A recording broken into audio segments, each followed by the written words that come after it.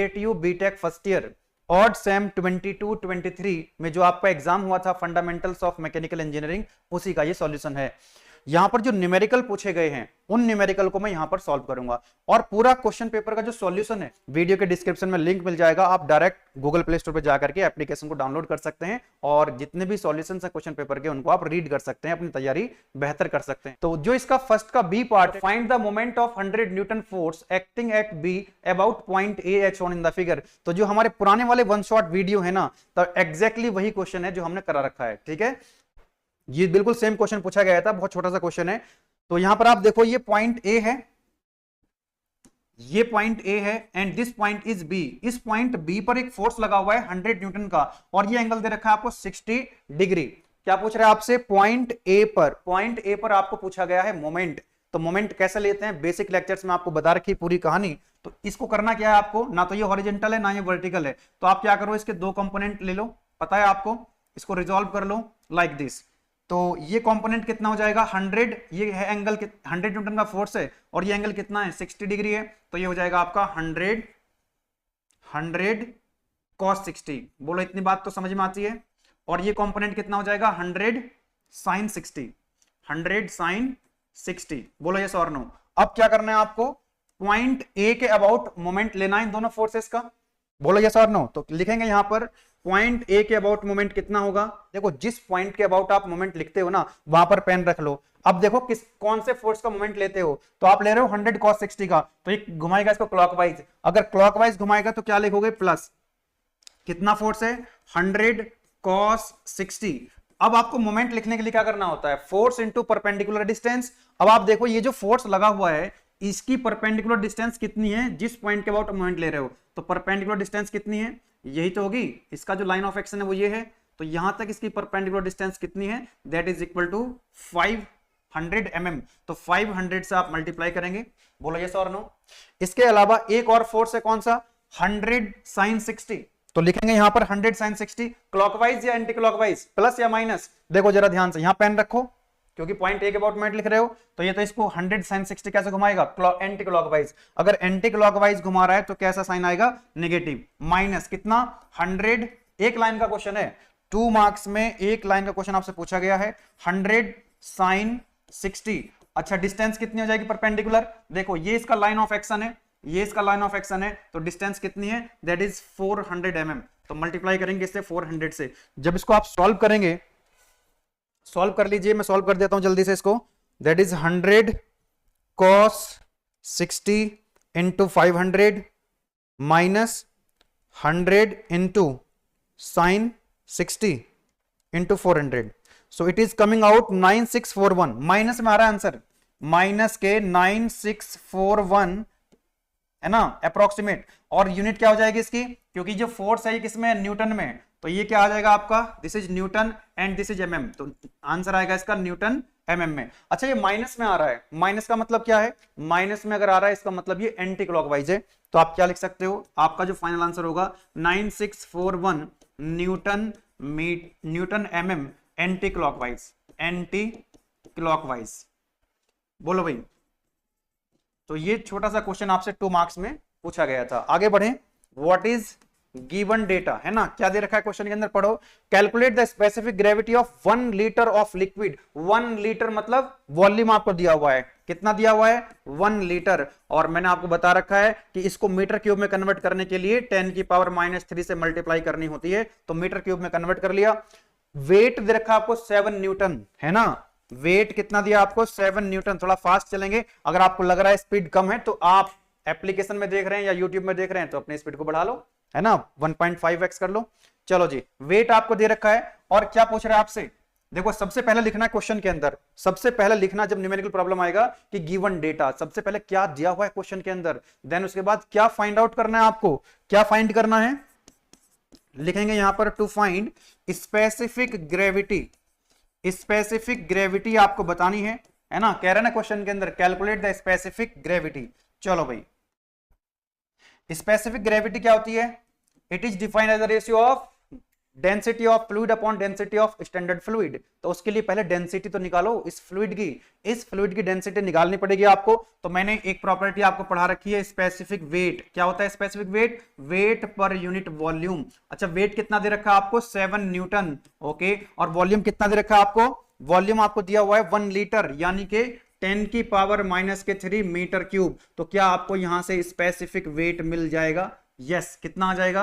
7000 Newton पर metre cube. और आपको मैंने ये भी बताया हुआ है कि एक रिलेशन होता है किसमें? स्पेसिफिक वेट और डेंसिटी में। वो क्या होता है? Specific weight is equal to rho into g. ये रिलेशन पता रखा है आपको मैंने। तो स्पेसिफिक वेट कितना है आपके पास? 7000 इक्वल टू रो इनटू जी। जी की वैल्यू कितनी है? 9.81। तो यहां से आपको डेंसिटी मिल जाएगी। और डेंसिटी कितनी आ जाएगी? ये आ जाएगी आपकी आई थिंक 713 किलोग्राम पर मीटर क्यूब। कितने आ जाएगी? 713 किलोग्राम पर मीटर क्यूब। आपसे पूछा गया स्पेसिफिक ग्रेविटी। क्या पूछा गया आपसे? Specific gravity. तो स्पेसिफिक ग्रेविटी होती क्या है? स्पेसिफिक ग्रेविटी क्या होती है? The density of fluid upon density of standard fluid. बोलो यस और नो। ये सारी फ्लूइड प्रॉपर्टीज आपको बता रखी है, स्टार्टिंग में यही टॉपिक आता है फ्लूइड की प्रॉपर्टीज। ठीक है, चलो स्पेसिफिक ग्रेविटी आपको बतानी है। फ्लूइड की डेंसिटी कितनी आ गई है? 713। तो वैल्यू पुट कर दो यहां पे 713। और मैंने आपको बताया हुआ है कि स्टैंडर्ड फ्लूइड क्या होता है? लिक्विड के लिए वाटर और गैसेस के लिए एयर। तो यहां पे तो लिक्विड है ना, क्वेश्चन के अंदर क्या है? लिक्विड है। तो स्टैंडर्ड फ्लूइड क्या हो जाएगा? वाटर। तो वाटर की डेंसिटी कितनी होती है? 1000 किलोग्राम पर मीटर क्यूब। बोला था मैंने आपको जब पढ़ाया था कि भाई एयर की और वाटर की डेंसिटी आपको याद होनी चाहिए। तो यहां पर फ्लूइड, स्टैंडर्ड फ्लूइड होगा वाटर, और वाटर की डेंसिटी होती है 1000। तो स्पेसिफिक ग्रेविटी मिल जाएगी आपको यहां से जब इसको डिवाइड करोगे 0.713, है ना। और इसकी कोई यूनिट नहीं होगी, स्पेसिफिक ग्रेविटी की कोई यूनिट नहीं होती है। इस तरह से आपको ये इसका आंसर मिल जाएगा। बोलो यस और no. Are you getting my point? आगे बढ़े।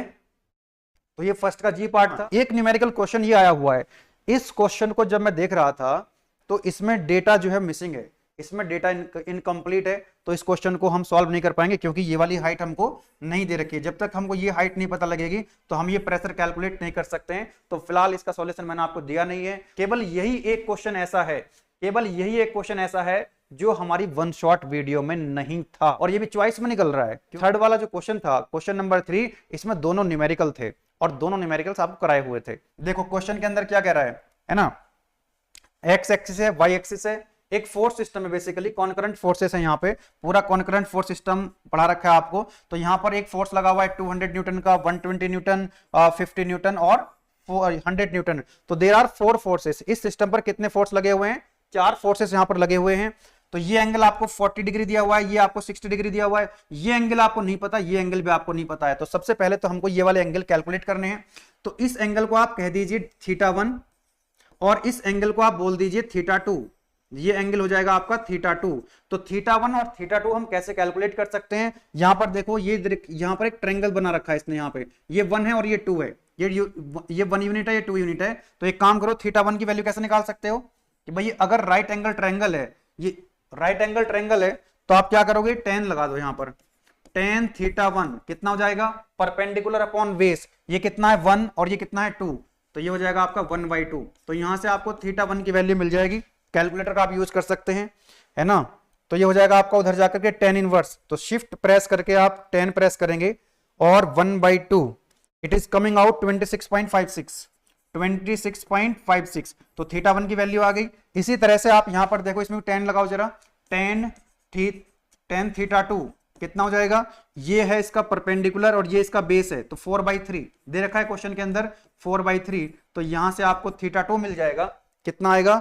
Shift tan 4/3, it is coming out 53.13, 53.13 degree. तो θ1 θ2 की वैल्यू आपने कैलकुलेट कर ली है। इस डायग्राम को मैं आगे बना देता हूं बहुत जल्दी से, है ना। चलो बहुत जल्दी से उस डायग्राम को ड्रॉ कर लेते हैं और सॉल्व कर देते हैं क्वेश्चन को। सॉल्व कर देते हैं क्वेश्चन को। This is X axis and this is Y axis, और इसी तरह से ये -y हो जाएगी और ये हो जाएगी -x। लिख दें यहां पे, यस और नो? अरे खुद से सॉल्व भी कर लेना इनको। जब ये क्वेश्चन आया तो हो सकता है कि इसके टाइप का क्वेश्चन एक और आ जाए। ये हो जाएगी आपकी एक्स एक्सिस, ये है आपकी वाई एक्सिस। तो यहां पर देखो जरा फोर्स जो लगे हुए हैं, यहां पर लगा हुआ है फोर्स 200 न्यूटन और ये एंगल कितना है थीटा 1 26.56। तो यहां पर दिखा देंगे 200 न्यूटन। कितना फोर्स है? 200 Newton. Okay, let me change the colour. Yes 200 और एंगल कितना था 26 पॉइंट, अरे कितना एंगल था 26.56। ये जो एंगल आया था हमारा 26.56 and this force is 200 newton. If I am not wrong it is equal to 200। उसके बाद ये फोर्स है 120 न्यूटन। 120 न्यूटन, बोलो यस और नो? यस। और ये जो एंगल है ये फोर्स कितना है? This is 120 newton and this angle कितना आया हमारा? ये एंगल आया था θ2 यानी कि 53.13। तो लिख देंगे यहां पर हम 53.13। मतलब 7 मार्क्स में एकदम एकदम लड्डू क्वेश्चन आया, एकदम बहुत सिंपल सा क्वेश्चन है अगर आपको कॉन्सेप्ट अगर आते हैं। देखिए उसके बाद एक फोर्स लगा हुआ है आपका 50 न्यूटन, एंगल कितना है 60 डिग्री। 50 न्यूटन का एक फोर्स है और ये जो आपको एंगल दे रखा है ये 60 डिग्री दिया हुआ है, ये फोर्स आपको 50 न्यूटन दिया हुआ है। एक और फोर्स है that is equal to 100 newton. 100 newton है ना, यहां पे आपको एक फोर्स दे रखा है 100 न्यूटन, दिस वन, और ये एंगल आपको दे रखा है 40 डिग्री। बस बन गया आपका। सिंपली क्या करते हैं इस क्वेश्चन को सॉल्व करने के लिए, आपको करना है समेशन एफ एक्स कितना होगा, एक्स डायरेक्शन में जितने भी फोर्सेस हैं उनको एक्स डायरेक्शन में रिजॉल्व कर लो। ठीक है, तो कितना आएगा 200 कॉस्ट। अब ये पूरा एकदम मैं अगर बेसिक से बताने लग जाऊंगा ना तो बहुत समय लग जाएगा, इसलिए वो आपको सब आते हैं, सारे लेक्चर्स आपने अगर देख रखे हैं ना तो बहुत सिंपल लगेगा आपको ये। तो ये हो जाएगा 200 कॉस 26 एक्स डायरेक्शन में यानी कि प्लस, तो यहां पर लिखेंगे 200 कितना हो जाएगा 200 कॉस 26.56। देन उसके बाद ये फोर्स है 120, तो 120 के भी दो कंपोनेंट आएंगे, एक वाई में और एक एक्स में। तो अभी तो हम समेशन एफ एक्स यानी कि एक्स डायरेक्शन में फोर्सेस को लिख रहे हैं, तो ये हो जाएगा आपका 120 कॉस 53.13 माइनस में आएगा माइनस के 120 कॉस 53.13। उसके बाद ये वाला फोर्स है कितना है 50 न्यूटन है, तो इसके भी दो कंपोनेंट है, एक्स में कितना आ जाएगा तो 50 कॉस 60 माइनस में माइनस के 50 कॉस 60। देन एक ये वाला फोर्स है 100 न्यूटन, तो ये तो इसमें देखो x प्लस एक्स में जाएगा। अच्छा ये एंगल कितना हो जाएगा, दिस एंगल इज 50 डिग्री। अगर ये 9 टोटल तो 90 होता है ना, ये तो कितना हो जाएगा 40, ये है तो ये 50 हो जाएगा। ये इधर जाएगा प्लस में, तो प्लस 100 कॉस 50 प्लस 100 कॉस 50। तो मैं इसका आंसर आपको बता देता हूं कितना आ रहा है, समेशन एफ एक्स की वैल्यू आ जाएगी, it will be equal to, आप चेक कर लीजिएगा कैलकुलेशन चेक कर लीजिएगा, समेशन एफ एक्स आएगा 146 पॉइंट समथिंग।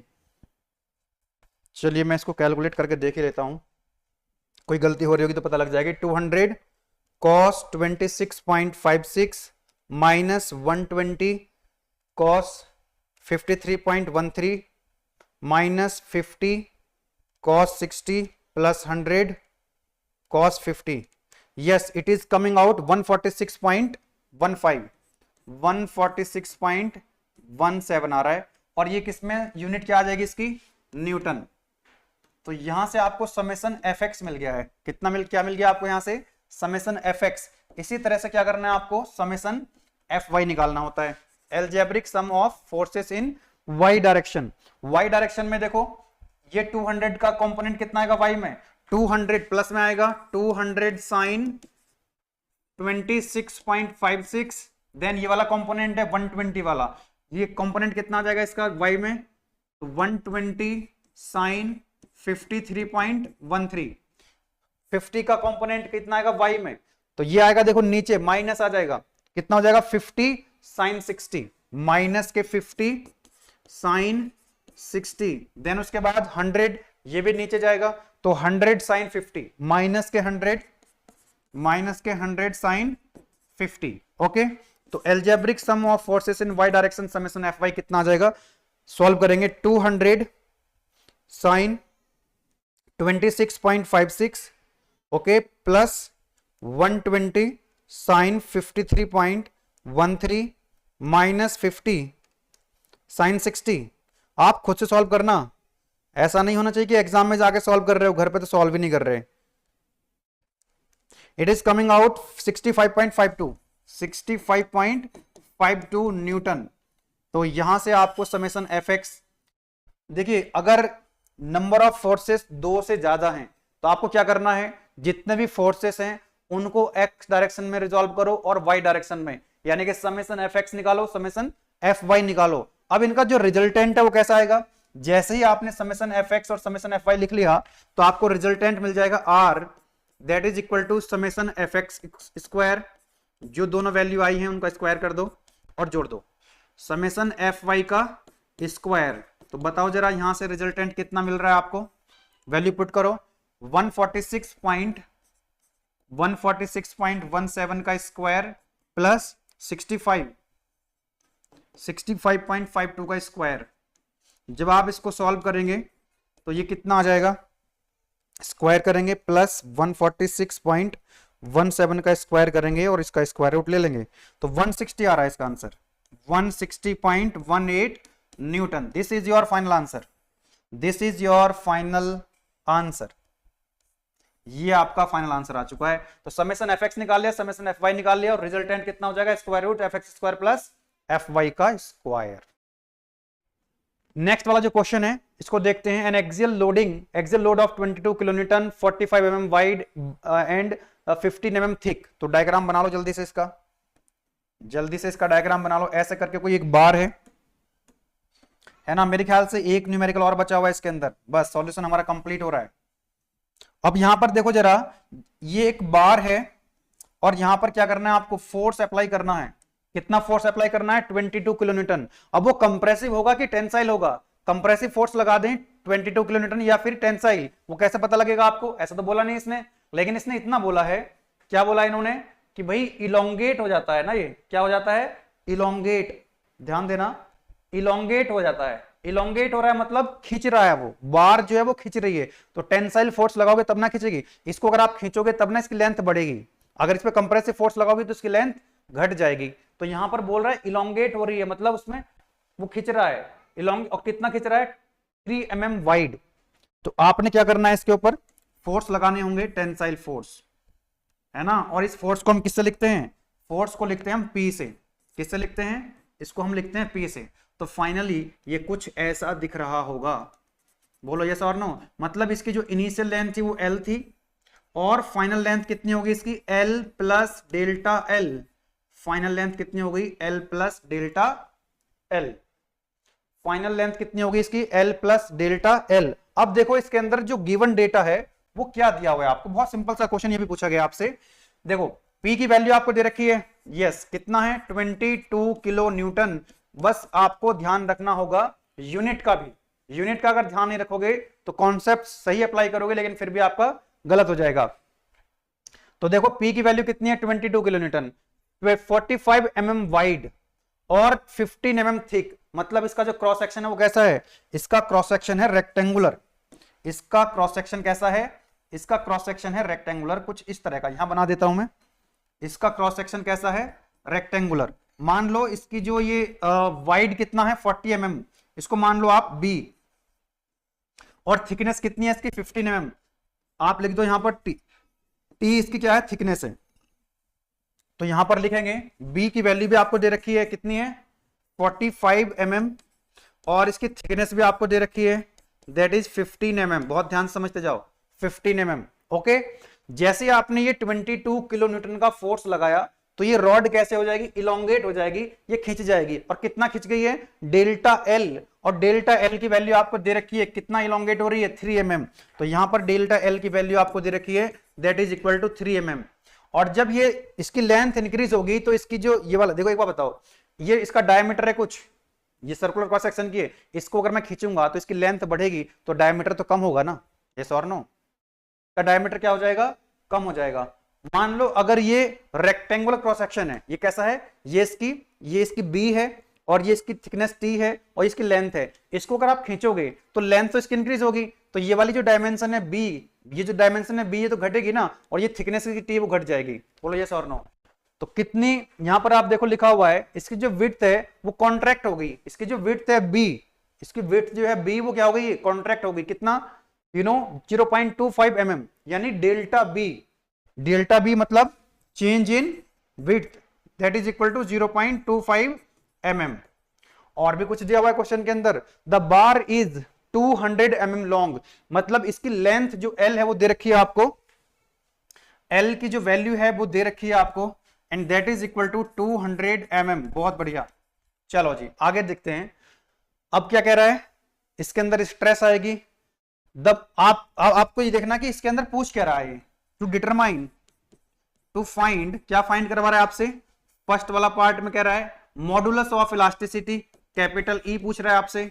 सेकंड वाला पार्ट है पॉइजन रेशियो को म्यू से लिखते हैं, ये पूछ रहा है। एंड थर्ड पार्ट में क्या पूछ रहा है आपसे, the change in bar thickness, क्योंकि जब आप इसको खींचोगे तो उसकी विड्थ भी कम होगी और थिकनेस भी कम होगी, तो delta T, change in thickness, delta T की वैल्यू पूछ रहा है, इसके हिसाब से डेल्टा टी निकालना है। डेल्टा बी, डेल्टा एल आपको दे रखे हैं क्वेश्चन के अंदर। चलो बहुत सिंपल सा क्वेश्चन है ये भी। तो सबसे पहले आप मुझे एक बात बताओ, ये जो इसका क्रॉस सेक्शन है, ये जो हमने इसका क्रॉस सेक्शन बनाया यहां पे, ये दिस वन, इसको क्या बोल रहे हो आप लोग, बी, विड्थ इसकी, and this is what, thickness delta T, sorry T.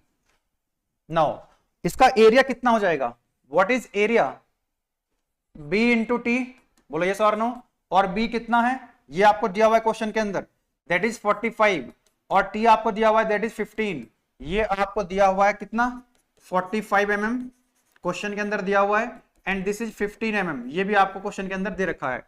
तो एरिया कितना हो जाएगा, ये भी mm और ये भी mm, तो एरिया आ जाएगा इसका 45 into 15 that is coming out 675, और ये हो जाएगा mm into m that is mm square. Area आ जाएगा, कोई दिक्कत नहीं है, रेक्टेंगुलर क्रॉस सेक्शन है, बेस इंटू हाइट सब जानते हैं। Now what about the stress, इसके अंदर कितनी स्ट्रेस डेवलप होगी, स्ट्रेस होता है P अपॉन A, सब जानते हैं, और P की वैल्यू आपको क्वेश्चन के अंदर दे रखी है 22 किलो न्यूटन। इसको एक काम करो, 1000 से मल्टीप्लाई कर लोगे, 1000 से अगर आप इसको मल्टीप्लाई कर दो, 22 किलो न्यूटन है, 1000 से मल्टीप्लाई कर दोगे तो ये क्या बन जाएगा न्यूटन, और नीचे क्या है एरिया 675, और यूनिट क्या होगी इसकी, एरिया की m स्क्वायर। तो यहां से आपको सिग्मा की वैल्यू मिल जाएगी 22 into 1000 upon 675, it is coming out 32.59, और यूनिट क्या आ जाएगी इसकी, न्यूटन पर mm स्क्वायर, जिसको आप मेगा पास्कल के नाम से भी जानते हो। लेकिन आपसे पूछा गया है क्या, यंग्स मॉडुलस पूछा गया आपसे। सबसे पहले क्या पूछा आपसे, अरे सबसे पहले पूछा गया आपसे यंग्स मॉडुलस या मॉडुलस ऑफ इलास्टिसिटी, और मॉडुलस ऑफ इलास्टिसिटी होता है स्ट्रेस अपॉन स्ट्रेन।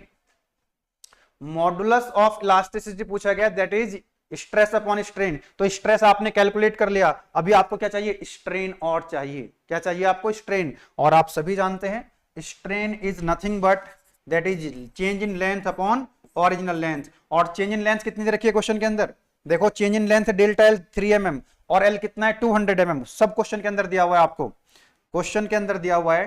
तो यहां पे लिखेंगे delta L that is 3 mm upon 200 mm, है ना। Change in length delta L और एल आपको दे रखा है, तो यहां से आपको स्ट्रेन मिल जाएगा, कितना आ जाएगा 3 अपॉन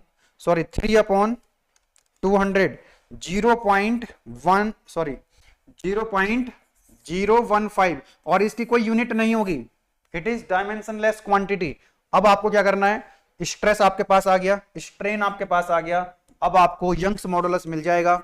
फर्स्ट वाला पार्ट जो आपसे पूछा गया है that is stress upon strain. Stress की वैल्यू कितनी है 32.59, और ये है न्यूटन पर mm स्क्वायर, यूनिट का विशेष रूप से ध्यान रखना है। देन उसके बाद स्ट्रेन कितनी आ गई आपकी, वैल्यू पुट कर दो 0.015, तो यहां से आपको यंग्स मॉडुलस मिल रहा है, कितना आ जाएगा, अब डिवाइड करेंगे 32.59 upon 0.015, it is coming out 2172.67, और यूनिट क्या हो जाएगी इसकी भी, न्यूटन पर mm स्क्वायर। तो ये आ गया आपका आंसर। यही पूछा गया था आपसे कि बताओ यंग्स मॉडुलस कितना होगा, तो यंग्स मॉडुलस आपने बता दिया। यंग्स मॉडुलस कितना होगा, कुछ नहीं करा हमने, देखो भाई यंग्स मॉडुलस होता है स्ट्रेस अपॉन स्ट्रेन। स्ट्रेस कैसे निकालोगे, P अपॉन ए। P आपको दे रखा है, एरिया कहां से आया, रेक्टेंगुलर क्रॉस सेक्शन का एरिया आपको पता है B इंटू टी। स्ट्रेन क्या होती है, longitudinal strain, delta L upon L। Delta L और L आपको पता है, बस यहां से आपको क्या मिल जाएगा, अरे यहां से आपको यंग्स मॉडुलस मिल जाएगा। नेक्स्ट वाला जो पार्ट है आपका पूछा गया पॉइजन रेशियो। तो पॉइजन रेशियो क्या होता है, what about the Poisson ratio, Poisson ratio lateral strain upon longitudinal strain. और इस सेकंड वाला जो पार्ट है उसमें पूछा गया पॉइजन रेशियो, वो होता है आपका lateral strain upon longitudinal strain. सब कुछ आपको बता रखा है ना। लेटरल स्ट्रेन का मतलब होता है क्या, लॉन्गिट्यूडनल स्ट्रेन का मतलब क्या है, जिस डायरेक्शन में फोर्स लगा है उस डायरेक्शन में जो स्ट्रेन है वो लॉन्गिट्यूडनल है और उसके परपेंडिकुलर लेटरल। तो लेंथ लॉन्गिट्यूडनल है और थिकनेस और इसकी जो विड्थ है वो क्या है, लेटरल है।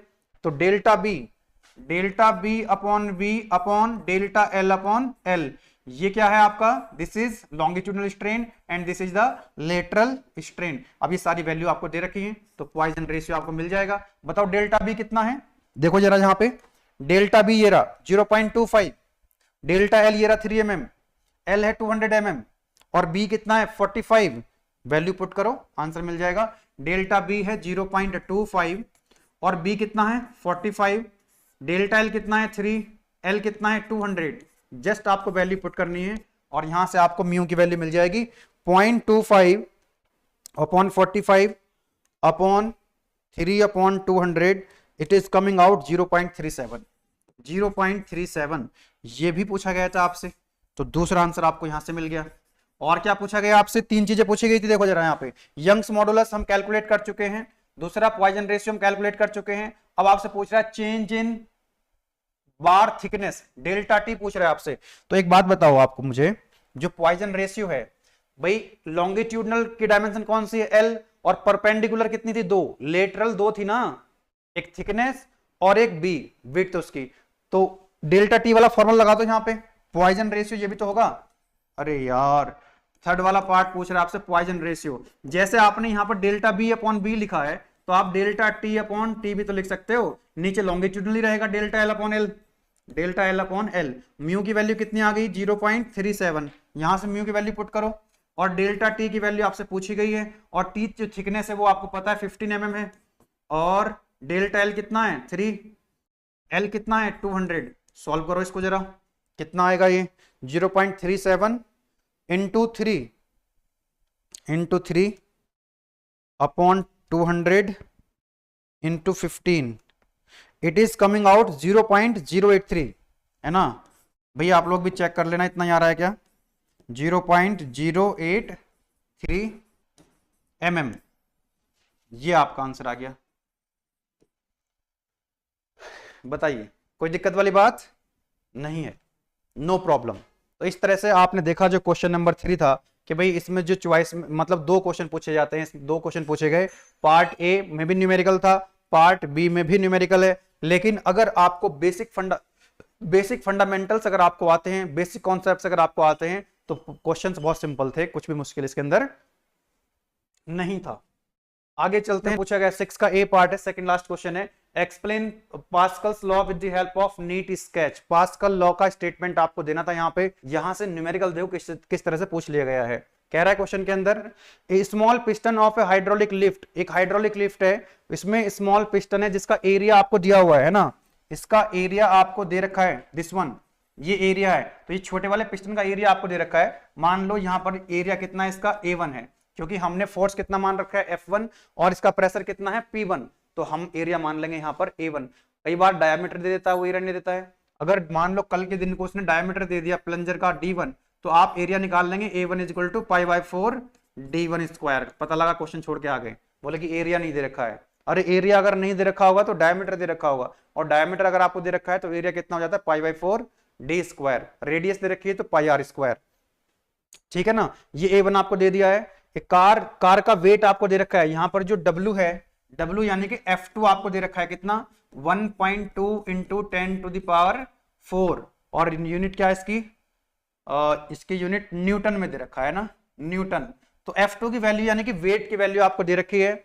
और जो बड़े वाला पिस्टन है ना, ये देखो लिखा हुआ है लार्ज पिस्टन, और लार्ज पिस्टन का जो एरिया है वो 0.9 मीटर स्क्वायर है। लार्ज पिस्टन मतलब जिसको मैं रैम बोल रहा हूं, यहां पर ये रैम बनी हुई है ना, जो रैम है इसी को यही लार्ज पिस्टन है, लार्ज पिस्टन।